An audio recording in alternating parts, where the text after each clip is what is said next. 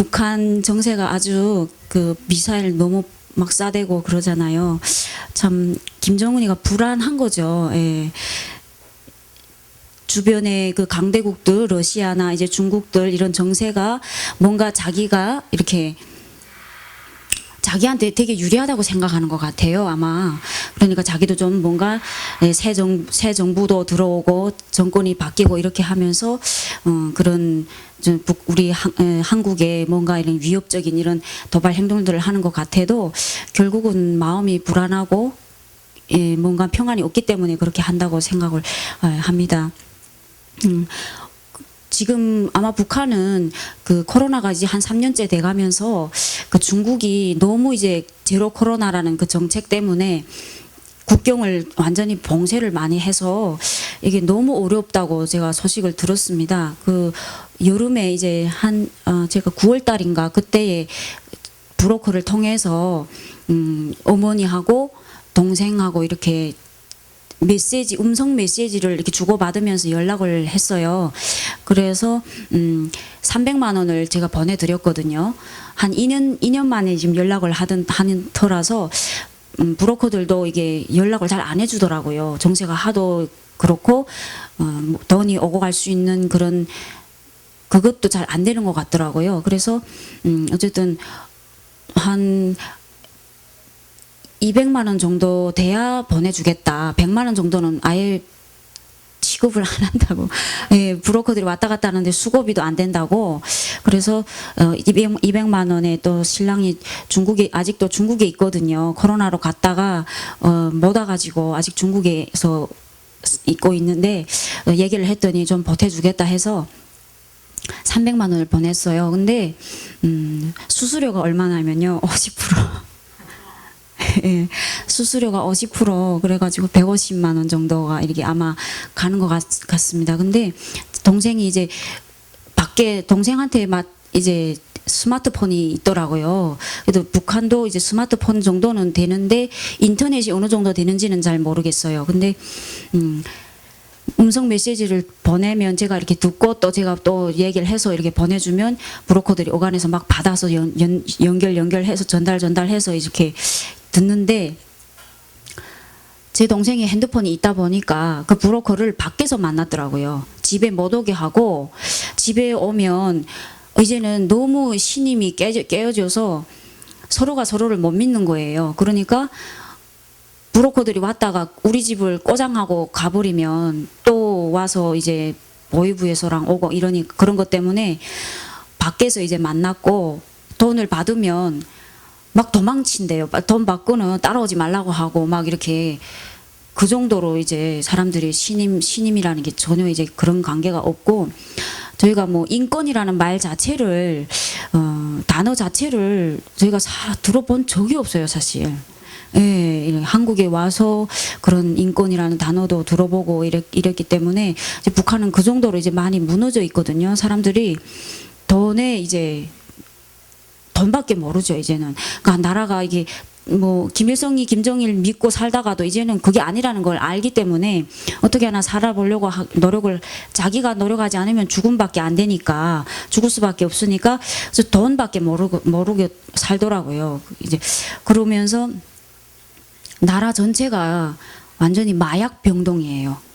그 함흥에 조금 나가면 그 화학 비료 공장들이 있어서 그쪽이 그런 화학 비료를 만드는데 아주 발달되어 있는데 거기에서 이제는 마약을 만든대요. 이게 삥두라는 그 얼음이라는 이런 마약을 만들어서 이제 중국에 밀수를 하고 그러는데 그게 이제 마치 이제 동네마다 북한은 두부집이 되게 많은데 우리 여기에 보면 노래방이 막 많이 있는 것처럼 그런 마약을 만드는 집들이 막 그렇게 많이 있대요.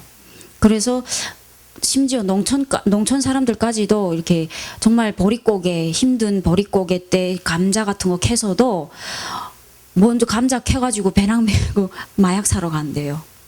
예, 그 정도고 이제 젊은 청년들 속에서는 이제 그 마약 문화가 막 너무 퍼져서 뭔가 마약을 안 하면 축에 끼우지 못하는 그런 정도로까지 되어 있고요.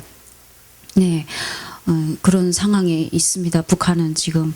예, 그리고 중국에 이제 우리 탈북자들이 많이 와서 살잖아요. 근데 지금 코로나다 보니까 중국이 그 코로나가 되면서 이제 계속 PCR 검사하게 하고, 그 다음에 그 QR 코드가 있어야지만 시장에도 들어갈 수 있고 뭐 버스도 탈 수 있고, 그러다 보니까 우리 탈북민들은 이제 신분이 없기 때문에 뭔가 QR 코드 같은 거 하려고 해도 이제 이게 정보가 안 나오잖아요. 그러다 보니까 어디 갈 수가 없다 그러더라고.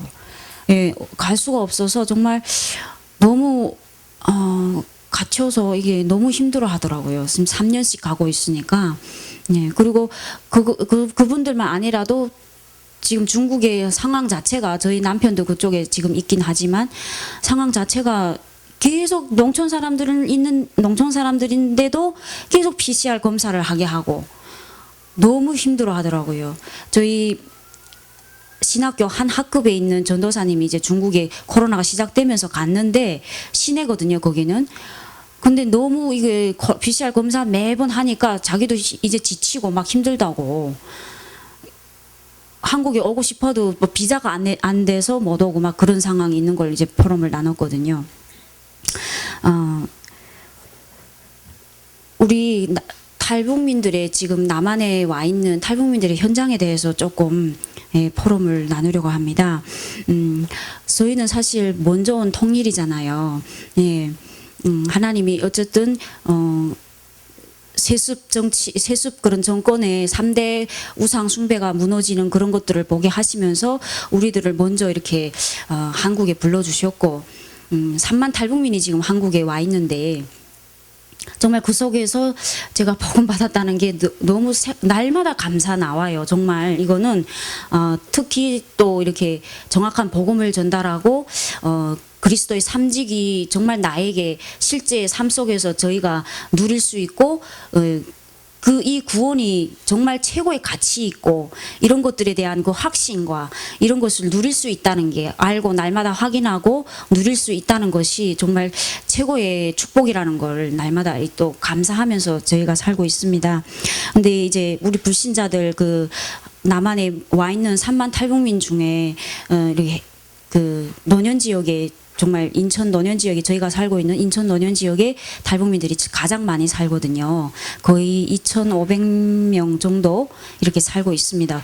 근데 이제 탈북민 현장도 와 보니까 사실 복음이 없으니까 뭐 북한에 살던 중국에 살던 남한에 살던 그 운명 사주팔자, 그 죽음과 사단의 이 종로를 하는 이런 불신자 상태 6가지, 이런 것들은 상관이 없더라고요. 예, 어디에 살든지 그거는 따라다니는 거고, 그런 삶 속에 사는 사람들을 보면 정말 국률한 마음이 들고, 예, 정말 이 한국 땅에까지 와서 복음 받고 살면 얼마나 좋을까, 이런 것들도 많이 보게 되고요. 특히 저는 정말 이해가 잘 안 되는 게, 북한에서는 우리가 먹고 사는 게 급하다 보니까 정말 살아남아야 되는 그것과의 싸움이었는데, 사실 하루하루가. 근데 남한에 와서 우리 한국에 와가지고 조금만 노력하면 얼마든지 돈도 벌 수 있고 살 수 있는 상황인데도 불구하고 자살하는 사람들이 많이 있는 거예요.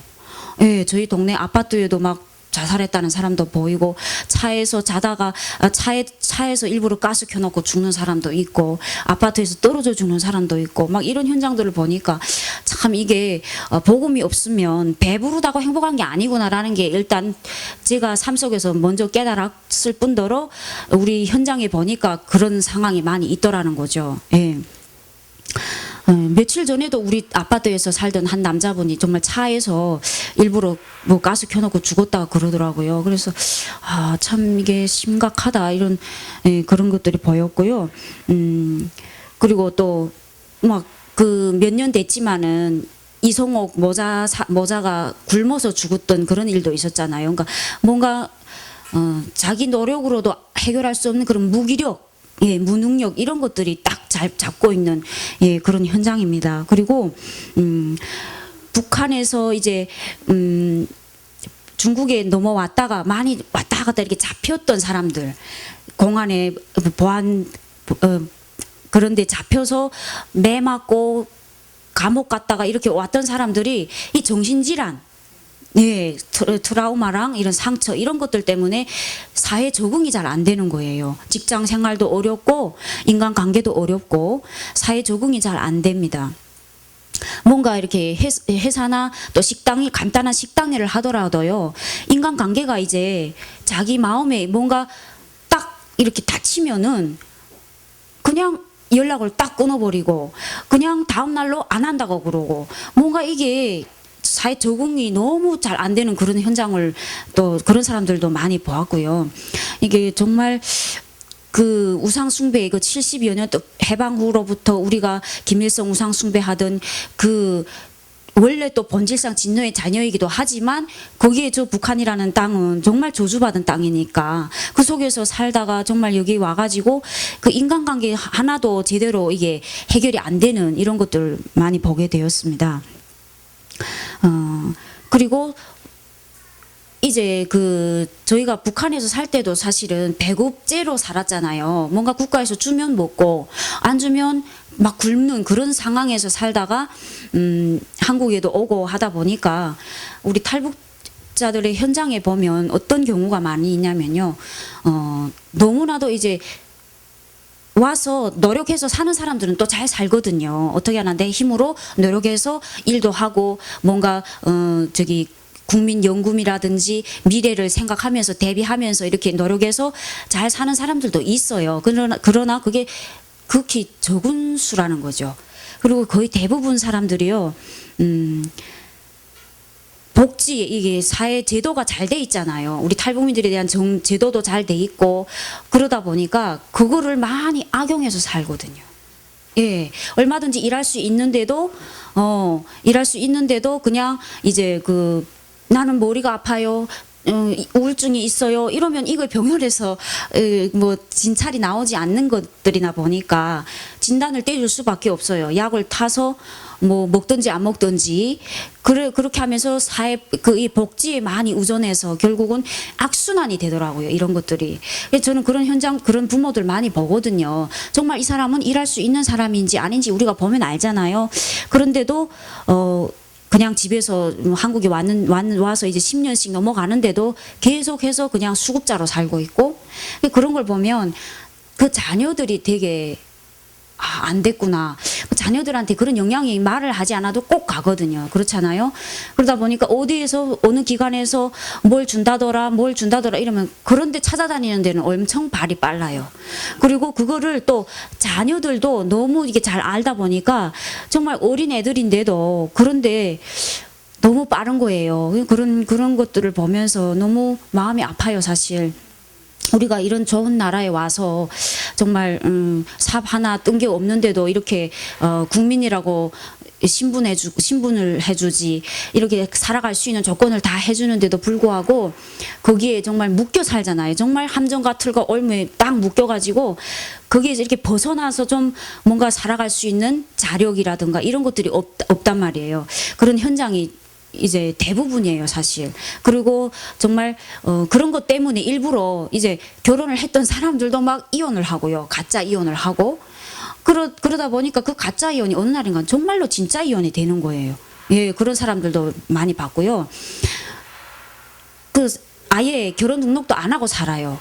결혼 등록을 안 하고 사니까 한국 남편들하고 사는 사람들도 이렇게 보니까 이 와이프 덕에 잘 사는 거예요. 와이프 덕에 자녀들까지 엄마가 일을 못하고 엄마가 한부모잖아요. 이게 결혼 등록을 안 해버리면 엄마가 한부모다 보니까 국가에서 혜택과 이런 수급 이런 것들이 다 되잖아요. 그러니까 이 자녀들도 그걸 알고 이 남편들도 같이 살지만 다 알잖아요. 그러다 보니까 가정불화가 많이 생기고요. 이렇게 딱 보니까 가정불화가 남편은 남편대로 돈을 벌어도 안 갖다 주고요. 예, 안 갖다 주고 또 외도가 나고 막 이게 악순환이 되는 게 보이는 거예요. 그리고 한국 남편들은 북한 여자하고 사니까 뭔가 이렇게 국가에서 준 혜택이 이렇게 많구나라는 이런 것들 때문에 그런지는 몰라도 남편들이 막 무기력해지고 일도 안 하고 여자 덕에 살려고 하고 막 이런 것들도 보여지고 그러니까 저희가 TCK 공부방을 하면서 이렇게 우리 탈북자 애들이 많이 오잖아요. 그런 애들을 가정을 한 명 한 명 이렇게 보게 되면 대부분이 막 이렇게 살고 있고 같이 살지만 이혼 그 결혼 등록이 안 돼 있거나 막 가짜 이혼을 하고 살거나 그 수급을 타기 위해서 일을 안 하고 그렇게 사는 가정이 거의 90%가 그렇게 살더라고요. 정말 노력해서 살겠다고 생각하는 사람들이 정말 거의 없어요, 사실. 그리고 저희는 또 뭔가 그런 조건이 하나 있는 게 또 뭐냐면 북한에 부모가 있고 어떤 분들은 자녀들도 있잖아요. 그러다 보니까 한국에 와서도 돈을 많이 벌지 않으면 안 되는 그런 상황이 또 있어요. 어떻게 하나 돈을 벌어서 돈이 되는 거는 다 벌어가지고 북한에 부모들한테 보내주고 그게 나도 모르는 의무감이 책임감이 있다 보니까 자녀들을 어린 아이들인데도 초등학생인데도 불구하고 그냥 아빠한테 맡겨놓던지 그래놓고는 자기는 또 지방에 가서 일을 하고 그러니까 애들은 또 방치돼 있잖아요. 막 이런 현장들을 보면서 아 진짜 복음이 없으면 이게 답이 없다. 예. 그게 보여지고요. 정말 그들에게 어쨌든 복음으로 답을 줄 수 있는 뭔가 사명자로 우리가 먼저 세워졌다는 거에 감사합니다. 예. 며칠 전에는 제가 우리 제 딸 애가 지금 고등학교 1학년인데요. 지난 3년 동안 중학교 다녔잖아요. 그 중학교에 갔을 때 그 중학교에도 이제 탈북자 애들이 우리 동네가 탈북자들이 많으니까 탈북자 애들을 전담 관리하시는 선생님이 계세요. 탈북 선생님이. 그래서 그 선생님한테 저도 많이 관심을 가지고 기도하면서 인간관계 가지고 이제 선생님이다 보니까 제가 뭔가 가르칠 수 있는 상황은 아니라서 그냥 전도지 전달하고 선생님 이거 한번 보십시오 이렇게 하면서 인간관계를 계속 지금까지도 가지고 있다 보니까 금요일에 한번 만났어요. 이번 주 금요일에 만났는데 그 선생님이 말씀하시는데 사람 일은 정말 모르겠다고 하더니 우리 학부모인데 그 중학교에 다녔던 학부모가 사람이 성성했었는데 갑자기 죽었다 그러더라고요. 누구냐고 했더니 얼굴 보여주는데 저도 알만한 분인 거예요. 근데 이분이 한국에 와서 무당을 했어요. 예, 복음 전하러 우리 제가 함께 탈북자 신학생이 있어서 그 신학생하고 마침 이분이 한 기수인 거예요. 하나원 나올 때 한 기수라서 가서 전도도 했었거든요. 그래서 얼굴도 알고 그분의 사정도 좀 알았었는데 어쨌든 우리 동네에 무당을 했어요. 무당하다 보니까 이제 영이 다르니까 복음을 안 받았거든요. 예, 그래서 계속 그냥 포럼 캠프 하면서 기도하고 이렇게 관계를 가지고 있던 분인데 이분이 그러니까 한국에 와가지고 어떻게 하면 돈을 뭐 벌 수 있고 돈을 해먹을 수 있는가라는 그런 머리에 이골이 난 거예요. 그래가지고 무당을 차려놓고도 보험을 또 하더라고요. 예, 보험을 배워가지고 그러니까 탈북자들이 현장에 좀 있으니까 아는 사람들한테 보험사들이 제일 먼저 다가가잖아요. 그러니까 이 탈북자 한 사람 이렇게 연결해가지고 자기가 막 이렇게 보험을 들어주는 거예요. 그것도 한 달에 막 70, 80만 원씩 많이 들더라고요. 그래놓고는 몇 개월이 좀 쭉 지나면은 그걸 가지고 이때 써먹을 수 있게끔 뭐 백내장 수술을 해라. 디스크 수술해라 이러면 보험금이 나온다 이런 식으로 유혹을 하니까 탈북자들이 들어보니까 막 1,000만 원씩 받는다 몇천만 원 받는다 이러니까 유혹되는 거잖아요. 그래가지고 그게 넘어가서 백내장 수술한 사람도 막 주변에 들어보니까 여러 명이 되고 막 선생님 어제 얘기하시는 거는 자기한테도 하도 얘기해서 자기가 보험을 몇 개 들긴 했대요. 그러고 나더니 이 보험하신다는 분이 인천 노년에 사는데 저기 김포 뭐 그런 병원에 가서 디스크 수술하는 병원에 가서 디스크 수술을 하게 되면 보험금이 또 얼마나 나오니까 자기도 그거 하고 있으니까 선생님이 방학인데 방학 동안에 자기 보고 계속 와가지고 수술하라 하더래요. 자기도 디스크가 어느 정도는 조금씩 다 있잖아요. 우리가 나이 들다 보면 그렇긴 해도 자기가 아직은 그래도 뭐 성성한 몸에 칼대기는 그렇다 이래서 자기가 거절했다 그러더라고요.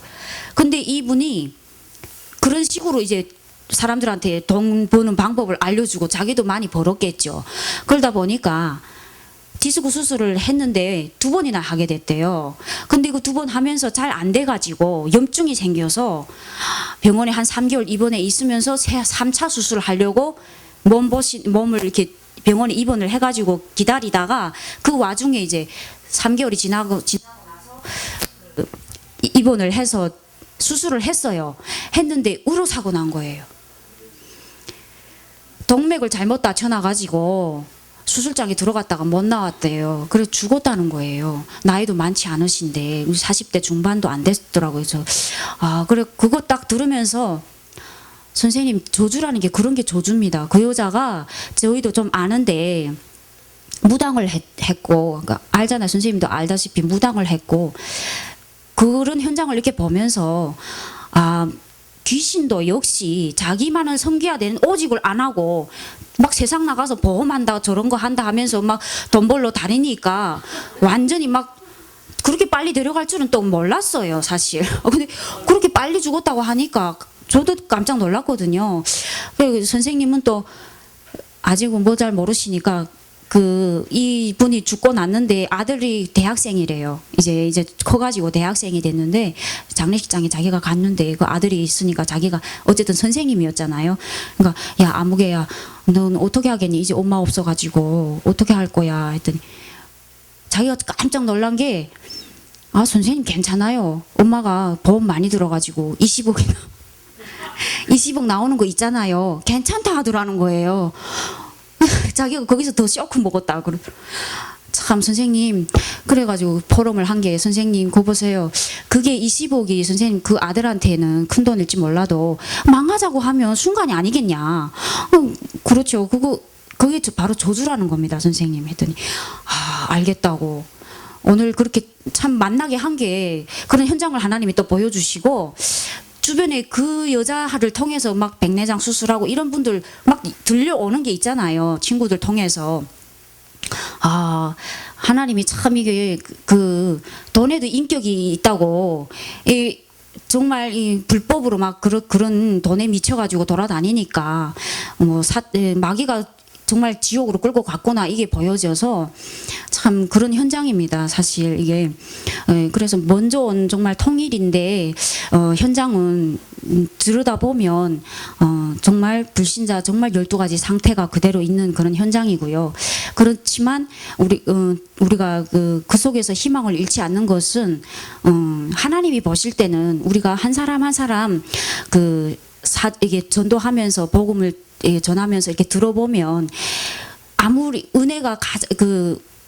은혜는 죄가 많은 곳에 은혜가 임한다 그랬잖아요. 정말 아무리 망가진 그런 사람들이라고 하더라도 복음이 들어가고 나면 그 지난날의 과거 이런 상처가 나중에 보면 보석같이 빛나는 그것 때문에 정말 희망이 있고 소망이 있다.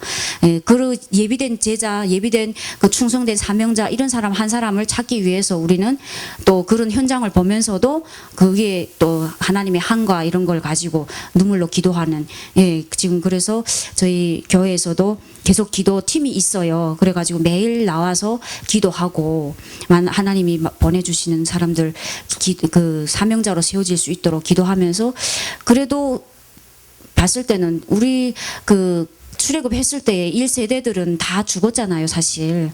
저희도 그런 것 같아요. 정말 미래가 후대들이 미래고 후대가 정말 답이다. 그런 현장입니다. 정말 저희는 오늘 이 말씀을 볼 텐데요. 정말 복음만이 살 길이다. 이런 현장 가운데 오직 예수님만이 해답이고 또 예수님만이 우리 인생의 운명사주팔자에서 해방시켜 주실 수 있는 그거에 대한 답을 정말 저희가 먼저 찾았고 알고 그리고 정말 하나님께 감사한 거는 전도자 한 사람이 20여 년 그러니까 우리 박용민 목사님을 뭔가 이렇게 자랑하려고 하는 건 아니지만 어쨌든 우리가 하나님께서 전도의 때에 하나님의 때에 전도를 통해서 자기를 나타내시잖아요. 우리 오늘 강단 말씀이 그거였거든요. 정말 이 전도의 한을 가진 한 사람이 20여 년 동안 정말 북한 선교는 솔직히 누구나 하는 선교가 아니거든요. 이게 북한 선교는 어찌 보면 계속 퍼다주는, 예. 그러다 보니까 막 밑 빠진 떡에 물 붓는 것 같고, 예. 그런데도 우리 박은배 목사님 참 제가 정말 존경하고 하나님이 귀하게 보신다고 생각하는 게, 그런 것들을 정말 우리 교회도 수많은 탈북자들이 왔다 갔어요. 그런데도 실망하지 않으시고 끝까지 계속해서 그 한 사람을 찾기 위해서 20 몇 년 동안을 정말 변함없이 선교의 길을 가셨기 때문에 저 같은 사람도 목사님을 만났고 또 복음을 들었기 때문에 제가 이 자리에 있는 거 아니겠습니까? 예, 그래서 정말 끝까지 포기하지 않고 기도하고 기다려주고 그 선교의 길, 전도의 길을 가는 그런 전도자가 너무 중요하고 귀하다고 생각합니다. 네.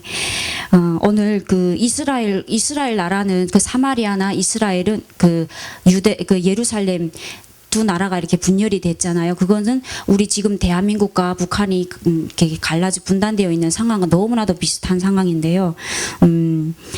이 북이스라엘이 이제 아수르에 의해서 이렇게 망하면서 그 젊은 남자들은 다 다른 나라로 막 노예로 끌고 갔다더라고요. 끌고 가고 거기 남은 여자들한테는 또 그쪽에 강대국들에서 와가지고 막 이렇게 혼혈을 해가지고 그 나라 자체가 그 유다 그 예루살렘 사람들은 사마리아 사람들을 완전히 사람 취급도 안 했잖아요. 그래서 막 이렇게 갈릴리로 갈 때는 일부러 돌아서 가고, 예. 그런데 그 돌아가면 갈릴리까지 이렇게 일부러 돌아가면 6일이 걸리고 직접 이렇게 사마리아를 통과해 가면 3일 정도 걸린대요. 근데 여기에 이제 예수님께서 사마리아를 통과하셔서 갈릴리로 가셨단 말이에요. 예, 보니까 정말 뭔가 지형적인 어떤 그런 필요에 의해서가 아니라 시간 단축하기 위한 그런 것이 아니라 하나님의 구원 사역 때문에 예수님께서 일부러 절대적인 그 구원 사역을 가지고 그 사마리아를 통과하셔서 가셨다. 이렇게 예, 보여지고요. 걸어가면서 이제 예수님께서 사마리아 여인을 만나 주셨잖아요. 정말 여기서 저는 지난번에도 와서 포럼을 했다시피 예수님이 정말 저는 정말 이 복음의 구원에 대한 감사가 이게 나오는 게, 제가 복음을 모르고 구원받지 못했다고 하면 상상이 어려워요. 정말 사마리아 여인처럼 남자 5, 6을 만나도 행복이 없는 그런 삶을 제가 살다가 행복을 얻으려고 솔직히 한국에도 왔는데 복음을 안 만났더라면 그런데 끌려다녔을 것 같아요. 정말 딱 그런 체질이거든요. 근데 정말 하나님이 은혜로 예수님이 저를 만나주시고 전도자를 통해서 복음이 내 안에 들어오고 생명의 빛이 들어오니까 저같이 망해야 되는 한 여인도 이렇게 그 사마리아 여인이 물동이를 던져두고 가서 정말 내가 그리스도를 만났다, 그거를 말하듯이 제가 이 자리에까지 올 수 있었고요. 또 이렇게 우리 서망교회 목사님과 성도님들의 기도 덕분에 정말 기도의 배경은 너무 중요한 것 같아요. 저희 같은 경우는 또 기도의 배경이 많이 없잖아요, 사실. 그리고 저희가 뭔가 이렇게 복음의 믿음의 1세대로 서다 보니까 그거 영적인 싸움이 만만치 않거든요. 예, 그런 과정이 있습니다. 그리고 참 그래서 예수님이 정말 그 사마리아 여인을 만나 주셨듯이 저의 삶에 찾아오셨고, 예, 그거에 대한 감사가 있고, 그거를 저는 계속 자녀들한테 얘기를 해요. 제가 만나는 사람들마다 그것을 가지고 나의 전도, 예, 나의 전도가 솔직히 행복하고 싶어서 배만 부르면 행복한 줄 알고 중국에 넘어갔는데 그게 아니더라. 그리고 정말 일심전심으로 남자 하나 믿고 살았는데 그것도 행복이 아니더라. 그래서 정말 남자를 막 2명씩 바꿔보고 결혼도 2번 해보고 행복할까 했는데 그게 아니더라는 거죠. 이런 포럼을 하게 되면 그 현장에서 우리 탈북자들도 들으면서도 자기 불평, 자기가 살아온 그런 것들 얘기하면서도 제가 얘기를 하면 야, 자기보다 더 심각했네요. 이래요. 참 그게 위안이 되고요. 오히려 그게 또 뭔가 이제 과거가 이제 축복의 발판으로 바뀌면서 그 사람들을 그 공감을 해주고, 예, 위로해줄 수 있는 그런 것들이 되면서 너무 저한테는 상처가 아니고 이제는 예, 축복의 발판이 되면서 그것을 가지고 이제 전도할 때 예, 많이 이제 사용을 하거든요. 그것처럼 오늘 그 본문에도 있다시피 정말 이 사마리아 여인이 동이를 던져두고 가서 그들에게 마을 사람들에게 전하니까 마을 사람들이 예수님을 직접 모셔서 들었잖아요. 그것처럼 저희가 이제 와서 신학교도 갔고 그 인도받는 과정 속에 초등학교 우리 큰애가 다니던 그 초등학교 선생님과 이제 관계가 되어지면서 그 선생님을 놓고 제가 정말 구원의 길을 그려가면서 기도했어요. 그래서 인간관계를 가지면서 한 3, 4년을 계속해서 인간관계 가지면서 여러 목사님들도 모셔다가 전도도 해보고 했는데 시간표가 아니니까 안 받았지만 나중에 이제 작년쯤에 이제 시간표가 돼서 이 선생님이 정말 자기도 해볼 거 다 해보고 굿까지 해보고 하다가 복음을 받았어요. 그러면 나는 이제 어떻게 하면 되냐 이래서 하나님을 믿으셔야 됩니다. 예수님을 믿어야 선생님을 잡고 있는 그 운명사주팔자, 선생님이 불안해서 자녀들 문제 때문에 찾아다니는 그 점쟁이 집, 그거는 정말 망하는 길인데 거기에서 빠져나오는 길은 예수님이 밖에 없다. 이걸 통해서 선생님 그러면 제가 어떻게 해야 돼요? 예수님 믿으시고 우리 목사님 만나시면 됩니다. 이래서 우리 박용배 목사님도 만났고 우리 같이 제가 사역을 같이 함께하고 있는 선교사님도 같이 이렇게 만나서 우리 선생님이 거의 1년 남아 우리 박용배 목사님께서 코로나 기간이니까 막 큰 행사나 이렇게 집회랑 없었잖아요. 그래서 정말 시간표가 되더라고요. 그래가지고 우리 박용배 목사님이 매주 오셔가지고 이 선생님을 다락방 해주셨어요. 그러니까 저는 그냥 문 역할만 했는데 알리기만 했는데 이 선생님이 계속 다락방을 받고 말씀 받고 하니까 믿음이 자라가지고 정말 사역자로 사명자로 세워지시는 거예요. 예. 그래가지고 올해에 ETS 그 평신도 신학원 있죠. 거기에 선생님이 정말 자기가 그 학교에서 사역을 하다 보니까 교사로 일하니까 힘들잖아요. 자기 일도 하는데 또 학교에 가야 되니까 좀 갈등도 했지만 저희가 또 팀 사역도 하고 그러니까 갔어요. 예, 그래가지고 그 공부를 지금 2학기째 하고 있는데 선생님이 야 내가 가기 정말 잘했다. 가니까 너무 은혜되고 복음이 뿌리가 자꾸 내려지니까 저희가 굳이 말을 안 해도 정말 그냥 포럼하고 이러는데도 믿음이 자라면서 사명자로 세워지는 게 보니까 너무 감사하거든요. 그래서 그 선생님이 이제는 전도자가 됐어요. 그래서 우리 교회에 그 전도년 지교회에서 이 렘넌트들 하고 확장 주일학교도 하시고 토요일 날에는 확장 주일학교 하면서 저희가 말씀 구원의 길 말씀을 아이들한테 암송시키고 이제 12월 25일 새생명 초청잔치 때는 같이 가서 그 성도님들 앞에서 우리 렘넌트들 이렇게 잘하고 있습니다라고 보여주려고요. 지금 준비하고 있거든요. 그리고 선생님이 한 명이 세워지니까 그 주변에 우리 학부모들도 그렇고 그리고 그 주변에 있는 사람들한테도 전도가 되어지는 거예요. 예. 그 지금 그래 한 사람이 정말 중요하고 예, 한 사람이 세워지니까 저희는 그냥 앉아서 기도만 하고 있는데 하나님이 복음 받을 사람들을 한 명 한 명 연결해서 보내주시고 있습니다. 예, 예, 이런 현장을 또 포럼하게 하셔서 예, 감사합니다. 오직 우리가 그 예수 그리스도만이 우리의 주인이시고 정말 예수 그리스도 이 삼직분 예수님이 오셔서 하신 일에 대한 그런 확신 가지고 그것을 날마다 베드로전서 2장 9절 말씀처럼 우리가 정말 그 일을 대신해서 할 수 있는 현장에 나가서 정말 복음 몰라서 북한에서 행복하려고 왔음에도 불구하고 복음이 없어서 자살하고 정신질환으로 또 무기력과 무능력에 이런 함정과 올무와 틀 속에 갇혀있는 현장에 복음으로 답을 줄 수 있는 거에 대한 그 하나님이 주신 사명을 감당할 수 있게 하셔서 너무 감사합니다. 요한복음 4장 10절에 이 말씀을 제가 사실은 1절부터 다 하려고 했는데 너무 길어서 그냥 사명에 대한 것만 말씀드렸는데요. 요한복음 4장 10절에 보니까 예수님께서 하나님의 선물과 생수를 주겠다고 말씀하셨잖아요. 이 마르지 않는 생수. 정말 성령께서 예수님이 그리스도라는 사실을 알고 영접했을 때 성령께서 우리 안에 구원의 역사를 이루시고 우리 안에 성령으로 내주하시고 인도하시는 그 말씀. 그러면서 요한복음 4장 23절에 예수님이 성령께서 어떻게 인도해 가십니까? 하나님 자녀가 되니까 예배 성공할 수 있도록, 하나님 자녀의 본래 그 정상적인 삶을 회복하실 수 있도록 신령과 진정으로 예배하는 그 예배의 삶으로 우리를 인도해 가신다는 사실을 발견했습니다. 예, 그러면서 28절에서 42절까지는 또 전도자의 삶을 살 수 있도록 하나님이 인도해 가신다는 사실. 예, 그래서 정말 이자 말씀드렸던 것처럼 전도자의 삶, 조금 그냥 인간관계 가지면서 복음을 한번 만날 때마다 전하고 기도하고 구원의 길 그리면서 기도하고 있었더니 하나님께서 시간표 되니까 또 노년지 교회도 생기게 하시고 세워지게 하시고, 끝까지 포기하지 않고 기도하고 기다리는 게 중요하더라고요. 예, 그러면 하나님의 때는 반드시 온다는 사실을 저는 현장에서 조금 체험하게 되니까, 통일도 결국은 하나님의 시간표가 있다. 저는 하나님의 시간표가 빨리 오겠다고 생각하는 게 뭐냐면요, 하나님의 그 이루시는 역사가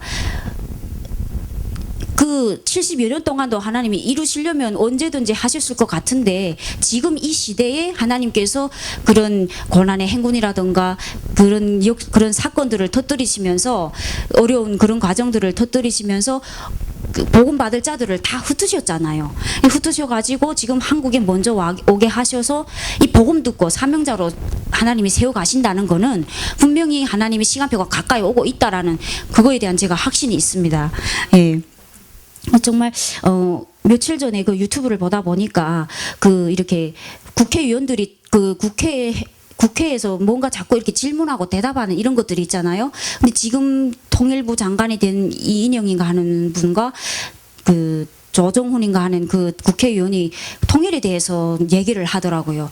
얘기를 하는데 보니까 이인영이라는 국회의원은 통일부 장관이니까 통일은 반드시 돼야 되는 거 맞다 이렇게 얘기하고, 조정훈이라는 국회의원은 지금 세대는, 지금 태어나는 우리 후대들은 통일에 대해서 별로 관심이 없지 않냐. 그럼 여기에 대해서 어떻게 대비할 것이냐. 근데 답을 못 내는 거예요. 세상의 눈으로 보면, 세상의 소문과 이런 환란과 이런 세상의 눈으로 보면 통일이 안 될 것 같아요. 저도 이게 그걸 딱 듣는데, 야, 이거 통일이 안 되려는 거 아니야? 이런 느낌이 드는 거예요. 그렇지만 우리가 영적인 눈으로 하나님의 뜻과 하나님의 계획이 어디 있을까라고 이렇게 영적인 눈으로 봤을 때는 분명히 통일은 될 것이다. 예, 저는 그렇게 믿습니다. 그래서 정말 항상 기도해 주시고 기도의 배경이 되어 주셔서 너무 감사합니다. 이 자리를 빌어서 그 이사야, 지난번에도 말씀드렸다시피 저는 항상 이사야 66장 18절에서 24절까지 이 말씀 통해서 하나님께서 분명히 우리 저 북한 땅에도 하나님의 한가 눈물이 있는 것이 아니겠어요? 저희도 뭔가 이렇게 형제가 떨어져 있고 부모와 떨어져 있으니까 너무 항상 마음에 그게 한으로 남아 있잖아요. 그런데 하나님께서는 얼마나 북한 땅을 보시면서 가슴 아파하실 거고, 또 분명히 저 땅을 치유하시고 통일이 되면 저 땅을 치유하셔서 정말 세계 복음화하는 제사장 나라로 쓰실 거라는 확신을 가지고 기도해 주시면 감사하겠습니다. 네. 지금 오늘 이 자리를 빌어서 또 항상 기도의 배경이 되어 주시고 또 헌신해 주시고 하시는 거에 대해서 다시 한번 인사를 드립니다. 예, 기도하겠습니다. 하나님 아버지, 북한을 사랑하는 하나님 자녀들이 모여 예배하고 기도하게 하시니 감사합니다. 우리 소망교회 정근모 목사님과 임명자 우리 사모님, 그리고 우리 전도사님들과 모든 성도님들에게 북한 선교에 대한 하나님의 사랑과 뜻을 가지고 기도하며 헌신하게 하시니 감사합니다. 언약 잡고 통일되는 날까지 기도를 멈추지 않고 또 렘넌트를 세워서 복음 통일의 주역이 되도록 축복하여 살아계신 예수 그리스도 이름으로 감사하며 기도드렸습니다. 아멘.